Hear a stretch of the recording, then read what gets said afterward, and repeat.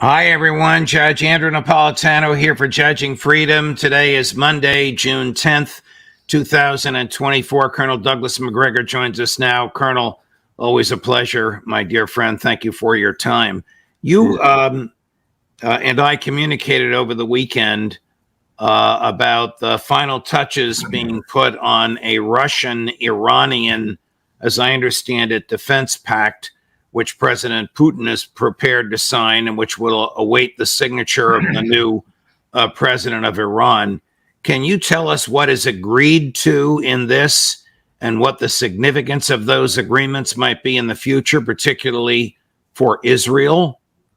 Well, there's an agreement on the part of Russia to provide nuclear technology so that the Iranians can build and expand their own nuclear power capability. I don't know to what extent that also finds its way into military application, but I would be unsurprised if that was not the case. There are a number of other areas of mutual cooperation, economic, as well as military and diplomatic. But we need to keep something in mind, and that is that the Russians and the Iranians have had their differences over the years. This is particularly true in the Caspian Sea area, where the two interests have frequently collided. And this seems to have been ironed out. So we're talking about not a hard and fast ironclad alliance, but a recognition that they share enough interests economically, socially, culturally to justify this. And they recognize that they are confronted with, for the most part, the same array of opponents. And those are largely the United States, the United Kingdom, and Canada.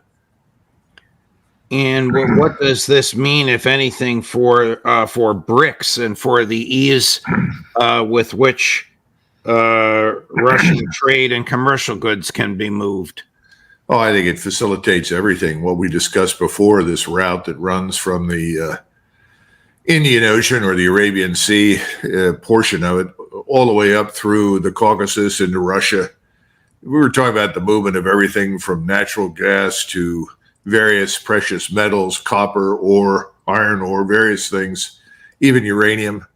Those things will be moved. It'll be a super highway of sorts.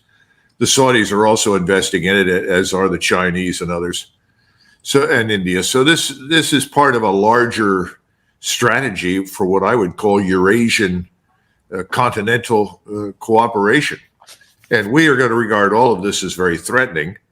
But actually speaking, for the people that live in Eurasia, it's a good thing. Now, as far as, again, the Iranian connection to Russia in the event of a war, I think there have been lots of material and intelligence shared and a recognition that an attack on Iran has to be resisted by much more than just Iran, particularly if it comes from the United States and Israel. Is this likely to help Iran develop a nuclear weapon that is deliverable to its adversaries in a destructive way? Well, there have been reports that the Iranians now have a nuclear warhead. Again, that's a matter that only the intelligence community could absolutely verify or confirm, but I would be unsurprised if that did not already exist. If you look at Israel, that has roughly 300 such weapons, it's very bellicose attitudes right now towards everyone in the region. And the probability that Israel is going to try very, very hard to attack Hezbollah and bring us into the process, it means inevitably a collision with Iran. At the same time, of course, you have Turkey, which has now expressed an interest to join BRICS. And I think this is leading Turkey down a somewhat similar path with Russia as Iran has been on. Perhaps not quite as close, but nevertheless close. Putin has gone out of his way to reassure the Turkish state of his goodwill. He's helped Erdogan on more than one occasion, particularly in dealing with internal enemies. I think the cards are aligning very favorably right now across Eurasia for Russia and China. I mean, does this mean if the Israelis engage in some sort of a full-scale attack on Hezbollah, that Iran would come to their defense, to Hezbollah's defense, and it might have Russian backing? I think we have to reckon with that as a very real possibility. And again, that's always been in the background. We've talked about what happens if you attack Iran. Right. Russia can't afford to let Iran be destroyed. It's simply not in Russia's interest. Now, how far will that help and assistance extend? I suppose that depends on what the Israelis decide to do. But I think we have to understand that right now, the Turks and the Iranians are talking and have found a lot of common ground, which is not usually being the case historically for those two, because there are also rumblings of an impending Kurdish war against the Turks. And of course, part of the Kurdish rebellion is subsidized, financed, equipped, and partially managed by Israel. The Kurds have always been an ally for the Israelis in their attempts to balance or counterbalance their potential foes and adversaries. Of course, that includes Turkey. Colonel, I'm going to put up the map that you sent us last time. I suppose that the flow of goods on the red line is now enhanced with the Russian-Iran treaty. Well, very definitely. I mean, all of these things are tied together. What we're seeing is a coherent strategy by the Russians to organize the Near East, Central Asia, India, China, all of these countries around economic commonality of interest, trade interests, and increasingly military interests. Now, India, I'm sure, is going to remain neutral, but it's certainly a form of neutrality that leans heavily in the direction of Russia.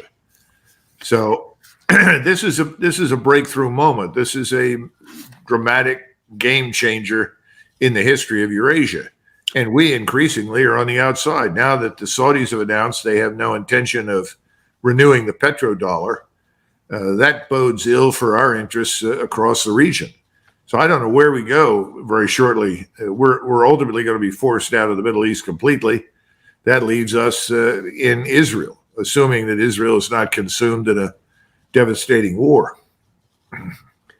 Our friend and colleague, I think you probably agree with him, Professor Sachs, says that BRICS is wealthier and has more of what we would call a gross domestic product than the G7 does. Oh, yeah. Well, the other thing, too, and this seems to escape people inside the Beltway. I'm always shocked. They don't seem to understand that China and India, the rest of Southeast Asia, Japan, you lump these countries together, and that is most of the world's population. And yet we tend to treat it as though they're almost a backwater within the broader framework of American grand strategy, if such a thing exists. I don't know how we've done it for so long. We've always treated Latin America with abject neglect. But we are also treating India with almost the same amount of abject neglect. And the Indians, of course, as you know, I don't think they even have an ambassador in Washington at this point. I mean, or maybe it's not. Maybe they do. It's we who don't have an ambassador in India. But for a long time, there was just sort of a gap in our relations. And you would think at this point in time, with the growth economically and militarily in India, that you would have a keen interest in cultivating very good trade relations with India. So I don't know. I'm at a loss to try and understand people in Washington. Do you think it might be cultural, the idea of American hegemony and exceptionalism and imperialism, ideas that you and I and people watching us now have condemned, but which still animate the foreign policy of the United States and have since World War II? Well, I think maybe that's true, but there's a simpler explanation. And that is that the people that live in Washington, D.C. simply cannot reconcile the world that exists with the world they want to live in. And for the last 20 plus years, we've employed military power. We've employed economic power, financial sanctions, or financial incentives to essentially bully people into line with whatever we wanted to do in their particular country or region.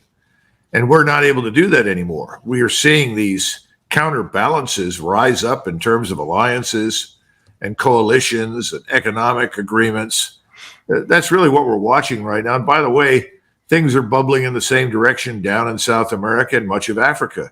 We've recently been tossed out of Central Africa.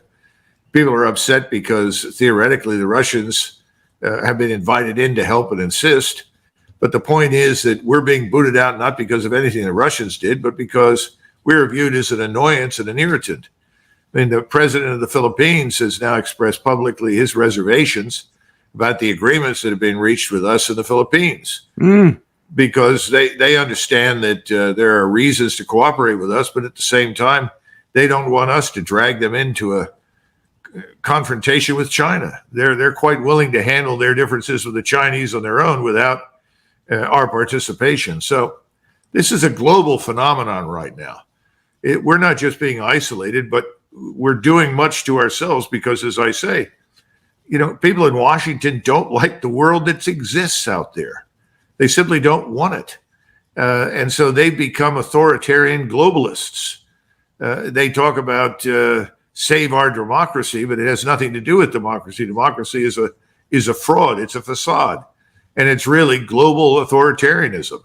You call it military hegemony, but I think it's bound up with this larger denationalization of the United States and open borders, denationalization of the European states and mass migrations into Europe from the Near East and Africa and elsewhere.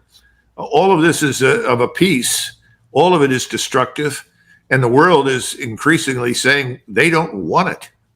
Well, the European politics is chaotic as we speak.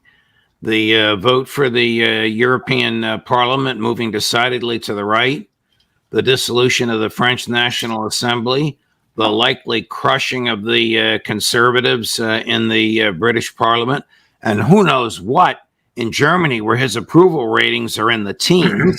Chancellor Scholz makes Joe Biden look good by comparison. Well, you know that historically in Europe, people used to say, or actually the man who said it, who's most famous of all was Metternich, the foreign minister of Austria, who was the model or idol, if you will, of Henry Kissinger. When he wrote his dissertation called A World Restored, it was all about Metternich and his efforts to hold things together as Austria was dragged kicking and screaming into a very new world after the Napoleonic Wars. But Metternich used to say, when they catch a cold in Paris, the rest of Europe, or excuse me, when Paris sneezes, right, the rest of Europe catches a cold. I think we're going to see something like that happen because the French are usually a bellwether for revolutionary change. And they are at the beginning of revolutionary change. Let there be no doubt about it.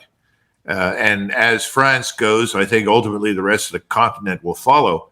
But the Germans, like the Scandinavians and the Dutch and the Austrians, they're pretty stolid. They'll grudgingly abandon the status quo, but it won't be sudden and dramatic the way it is with France. So I'm sure Scholz and his friends are sitting around saying, oh, we're in a lot of trouble, and they are. But I don't see a no confidence vote immediately on the horizon, sadly, because that's the only way to dispose of Scholz. The situation in Paris, though, is very different. I think Mr. Macron is genuinely afraid. Yes, I'm smiling at the when Paris sneezes, Europe catches a cold at de Gaulle's comment. Now, the first part is consistent with what you said. The second part is typical Charles de Gaulle. France is Europe and de Gaulle is France. You knew this was coming. We're going to take a break. When we come back, Colonel, I'm going to ask you if the intentional slaughter of 260 civilians in Gaza in order to extract 4 hostages is a war crime. But first this. Is the intentional slaughter of 260 unarmed civilians in order to extract 4 hostages a war crime? Well, from the Israeli vantage point, it's an object lesson. Remember that the opponent, as far as the Israelis are concerned, is already dehumanized.